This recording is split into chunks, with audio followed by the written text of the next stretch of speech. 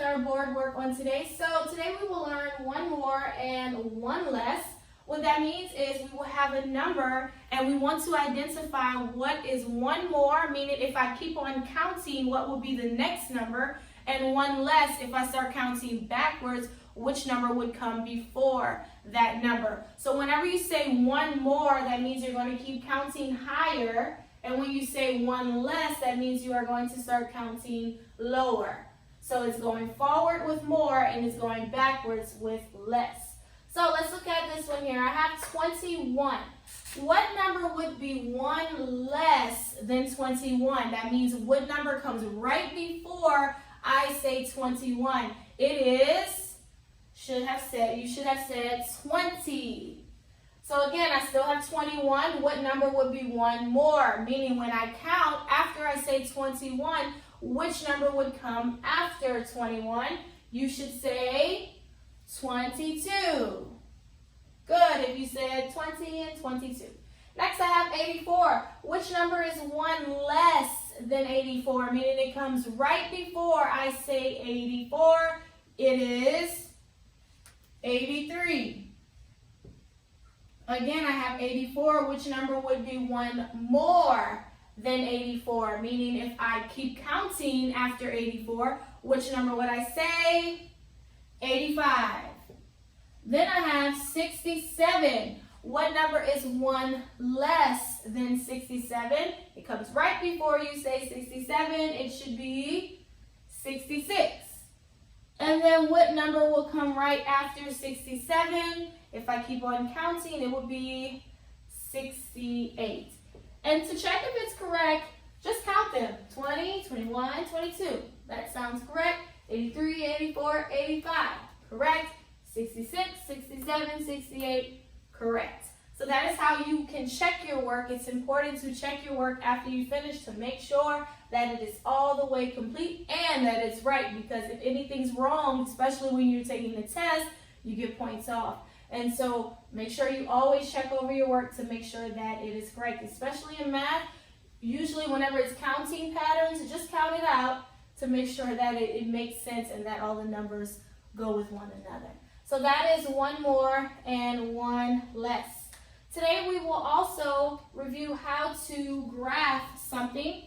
So I have here the word graph. This is what it looks like, G-R-A-P-H, graph. That P-H says, so that's why there's a P-H, not an F at the end of it. And so a graph is used to collect data or information. We gain information from completing a graph. And so if we wanted to compare numbers about something to one another, we would build a graph. This is a basic graph right here. So whenever you have a graph, you have the title of your graph, which is our class birthdays. So everyone filled out the student questionnaire that you did on last week. And so from that, I took it and I made a collection of information, and now we will put that into a graph. And so whenever you are building your graph, whatever you are using as the tool to figure out, so we're doing the months. So we will put the months at the bottom because that's what we're tallying up. How many people had a birthday in each month? And then your numbers will go on the left side of your graph. So I have 1 all the way to 8. So this is what a graph looks like. And so you will be able to create and build your own. We will also learn other types of graphs, but this is the basic graph we will always work on and we will see in our math book. So let's go ahead and begin. So the first month was January. So after collecting everyone's birthdays and everything, there were 4 people that had a birthday in January. So this is how I fill it in on my graph. So I go to January and then I make sure that I go up to 4. So I will shade in 1, 2, 3, and then 4. So this is telling me I collected the information and now I'm putting it into a graph, and I am saying that 4 people have a birthday in January. So next we have February. We had no birthdays in February, so that means I wouldn't have to shade in anything on the graph unless we had like a 0 column, but we don't. So therefore we would shade nothing in February. Next I have March.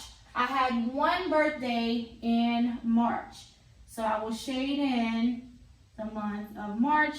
And I will make sure that I'm shading in only one because there was only one birthday. Next we have April. I had one birthday in April, so I'm going to shade it in here. April. So March and April have the same amount. Next we have May. I have one birthday in May. So I'm going to shade in one on May. There was only one birthday. Next we have June. We had 2 birthdays in June. So I'm going to shade in June and I'm going to shade up to the number 2. After June we have July. I had one birthday in July. So we're going to shade in July. Next is August. We had one birthday in August. So I'm filling in the graph according to the information that I collected. Next we have September. I had 2 birthdays in September. So I'm going to shade in on 2 in September. Next we have October. We had no birthdays in October. So we won't shade in anything. Next we have November. We had one birthday in November. And lastly we have December. We had one birthday in December. So I'll shade in just one. So this is our class birthday graph. So I collected all the information and now we put it into a graph. So now we can compare. So by looking at our graph, which month we can see by comparing the numbers has the most birthdays. If you're looking at it, we can obviously see that that is January because it has more than all of the months. Which month had the least amount of birthdays? There's 2 of them. So you should have said February and October because they have none. So February and October are our months that we have no birthdays. So which months had 2 birthdays in them?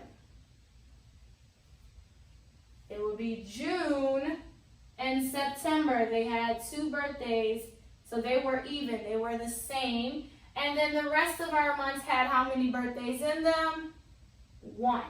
So we used the information of our class birthdays, we built it into a graph, and now we compared the numbers to one another. So we would say January has the most birthdays, February and October have the least amount of birthdays. So that is the purpose of a graph. And so we will see graphs more and more throughout the school year. We will learn different types of graphs as well throughout the school year. So this was our basic graph today. So for after the lesson today, you can write your number words 2 times, 1 all the way to 20 again. Today you will get out your Saxon Math Part 1 workbook and you will complete page 2A today. You do have a 2B side. You can complete it for extra practice, but all Ms. Flugents would like you to do is 2A on today. So that is our math lesson 2 for today.